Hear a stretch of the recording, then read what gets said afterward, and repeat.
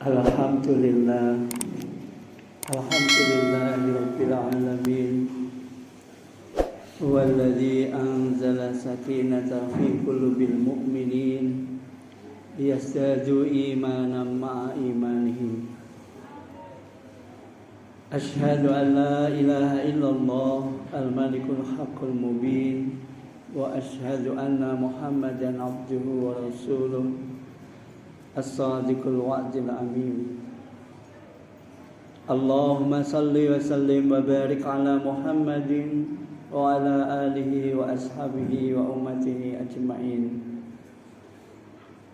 Faya ayyuhal hadirun rahimakumullah, usikum wa nafsi bitaqwallah. Ittaqullaha haqqa tuqatih wa la tamutunna illa wa antum muslimun. Wa qala Allah ta'ala fil Qur'anil Karim, a'udzu billahi minasy syaithanir rajim. Bismillahirrahmanirrahim. Inna nahnu nuhyil mauta wa naktubu ma qaddamu wa asarahum wa kulla shay'in ahsaynahu fi imamin mubin. Sadaqallahul azim. Hadirin jamaah salat Jum'ah yang berbahagia rahimakumullah. Berjuta rasa syukur sudah sepantasnya kita haturkan karena rahmat dan karunia Allah yang tak terhingga yang telah dikaruniakan kepada kita. Sehingga tidaklah cukup rasa syukur kita ini kita imbangi dengan ketaatan, tetapi harus kita imbangi juga dengan ketundukan seluruh hati, seluruh raga, sehingga hidup ini merupakan ketaatan yang sempurna kepada Allah Subhanahu wa taala. Untuk itu selaku khatib pada siang hari ini, saya mengajak pada pribadi saya khususnya dan kepada jamaah sekalian, marilah kita ungkapkan rasa syukur kita ini dengan meningkatkan kualitas ketakwaan kita kepada Allah dengan takwa yang sebenar-benarnya. Kita berusaha dalam setiap apa yang kita ucap, apa yang kita lakukan, bahkan apa yang terlintas dalam pikiran kita di dalam rangka mentaati Allah Subhanahu wa taala dan menjauhi apa yang menjadi larangannya. Insya Allah jika ghirah hidup kita ini berisi yang demikian, maka kita berharap hidup ini akan mendapatkan kesejahteraan fid dini wa dunya wal akhirah. Allahumma amin. Hadirin yang berbahagia, di masa-masa pesta demokrasi yang seperti ini, setiap kita pasti memiliki catatan, memiliki sejarah hidup kita masing-masing. Tetapi yang harus kita ingat, catatan hidup kita ini setiap orang pasti akan berakhir, karena kita akan menghadapi yang namanya kematian. Kullu nafsin dha'iqatul maut. Tetapi yang jadi masalah bukan apa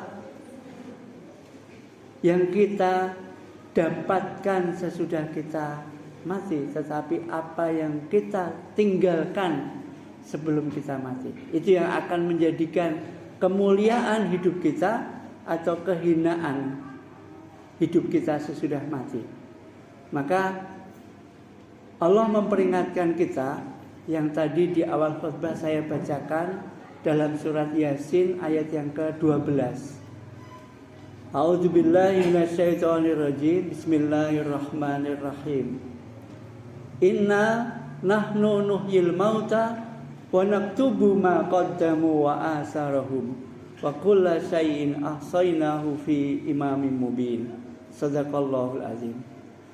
Sesungguhnya kami yang menghidupkan kamu sesudah kamu mati, dan kami akan mencatat apa saja yang kamu kerjakan dan apa saja jejak-jejak yang telah kamu tinggalkan.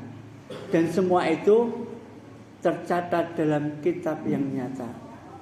Hadirin yang berbahagia rahimakumullah, justru apa yang kita tinggalkan sesudah kita tidak ada ini akan menjadikan kita dikenang sebagai orang yang baik atau orang yang tidak baik. Sehingga ketika hidupnya mungkin perkataannya selalu kasar, selalu tidak pada hal yang sewajarnya, mungkin akan dikenang sebagai orang yang kasar. Tetapi sebaliknya, kalau kita senantiasa berlaku lemah lembut pada kebenaran, mungkin kita akan dikenang saat-saat kita sudah tidak ada sebagai orang yang baik, orang yang lemah lembut dan sebagainya. Maka kenangan ini bukan hanya ada di dunia, tetapi bahkan sampai ketika nanti kita dibangkitkan dari kematian, kita akan diperlihatkan setiap apa yang sudah kita kerjakan, apa yang kita ucapkan, bahkan apa yang terlintas dalam pikiran kita. Inilah yang kita sebut dengan asar, jejak yang kita tinggalkan. Semuanya akan diperlihatkan kepada kita dengan senyata-nyatanya. Maka hari ini kita mulai bisa berpikir, berhati-hati bahwa setiap ucapan itu akan menjadi jejak kita sampai nanti di hadapan Allah, bahkan dimintai pertanggungjawabannya.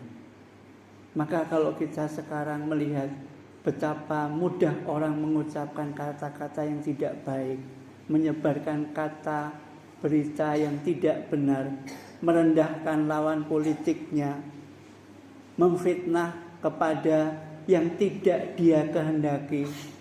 Ini bukan satu hal yang sepele dalam agama, tetapi sesuatu yang sangat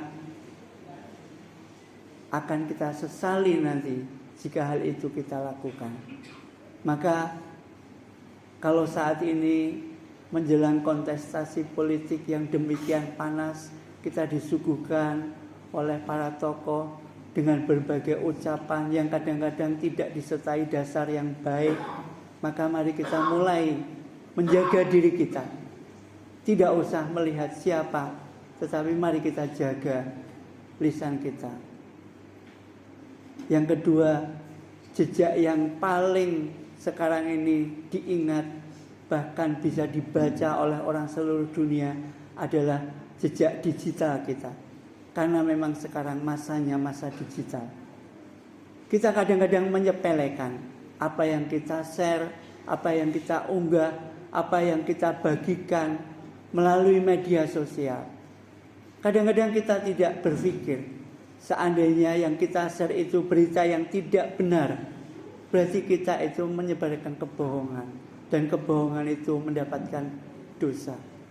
Dan jika kebohongan itu diikuti oleh banyak orang dan kita tidak bisa mengontrolnya, berapa banyak orang yang membaca berita yang kita sebar, apalagi kalau yang kita unggah misalkan gambar yang tidak senonoh, yang sekarang sudah mulai sangat marak mengganggu mental anak-anak kita. Maka betapa kita bisa membayangkan dosa yang bisa kita capai. Kita tidak tahu sejumlah berapa orang yang mengakses apa yang kita unggah. Tetapi kalau itu keburukan, maka kita akan mendapatkan dosa sebanyak orang yang mengakses keburukan yang kita unggah. Ada sebuah hadis riwayat Bukhari. Sungguh beruntunglah orang yang melaksanakan sunnah kebaikan, karena dia akan mendapatkan pahala kebaikan dan mendapatkan pahala kebaikan sebanyak orang yang mengikutinya tanpa mengurangi sedikit pun pahala yang melaksanakan. Demikian juga sangat celaka orang-orang yang melaksanakan perbuatan yang buruk. Ia akan mendapatkan dosa dan akan mendapatkan dosa sebanyak orang yang mengikutinya tanpa mengurangi dosa yang ia lakukan. Hadirin yang berbahagia, kalau toh yang kita sebar itu hanya iseng, tetapi itu menimbulkan keributan, hanya sekedar kita ingin eksis di dunia maya, tetapi itu menimbulkan hal yang tidak baik, maka kita akan mendapatkan hal yang tidak baik sebanyak orang yang mengakses kita. Kapan itu akan berhenti? Tidak akan pernah berhenti. Sebab apa yang kita unggah dalam dunia maya ini tidak akan bisa hilang kecuali kita yang menghapusnya sendiri. Kita yang men-take down-nya karena akunnya milik kita. Selama itu belum kita hapus, maka masih banyak orang yang akan melihat, mengakses apa yang kita unggah. Sehingga apa yang kita unggah, apa yang kita share, apa yang kita bagikan itu, kalau itu kebaikan dan kebaikan itu mendapatkan pahala, maka kita juga akan mendapatkan pahala sebanyak orang yang mengikuti kita. Sebaliknya juga kalau itu satu keburukan, betapa ruginya kita.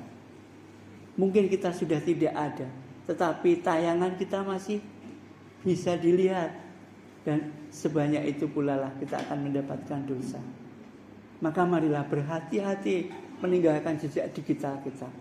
Kalau kita tidak bisa meninggalkan yang baik, minimal kita tidak mengikuti atau menge-share atau membagikan hal-hal yang kita tidak yakin kebenarannya, tidak yakin kebaikannya, tidak yakin kemanfaatannya.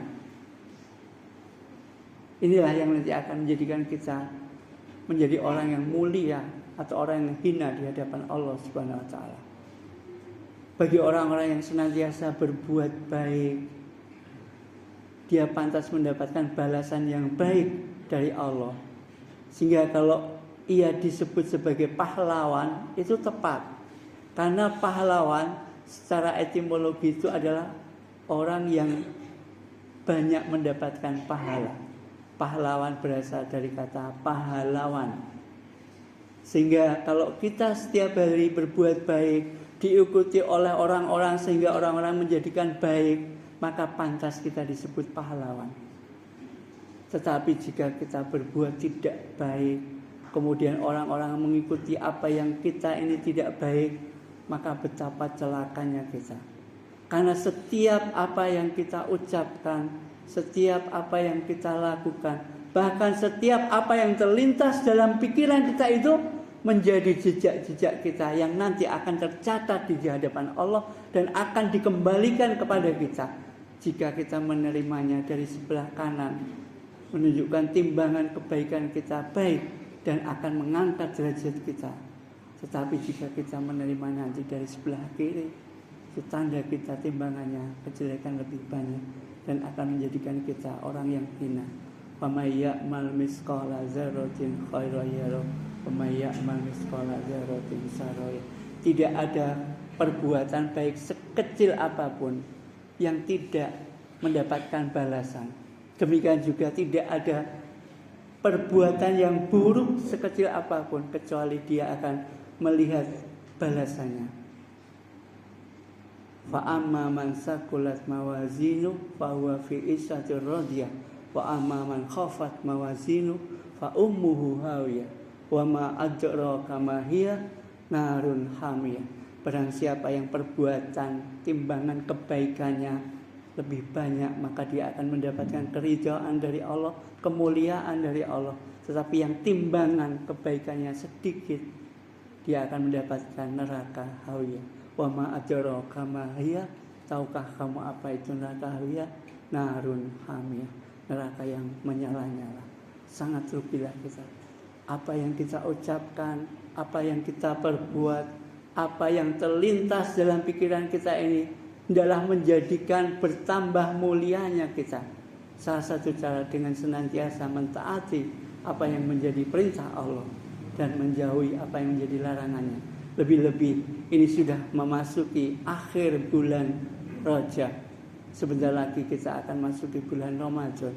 Mari kita bersihkan hati kita, ucapan kita, tindakan kita. Semoga Allah mengangkat kita kepada derajat yang paling mulia, yaitu la'allakum tattaqun. Barakallahu li wa lakum fil Qur'anil azim wa nafa'ani wa iyyakum bima fihi minal ayati wa dzikril hakim. Taqabbal minni wa minkum tilawatahu wastaghfiruhu innahu huwal ghafurur rahim.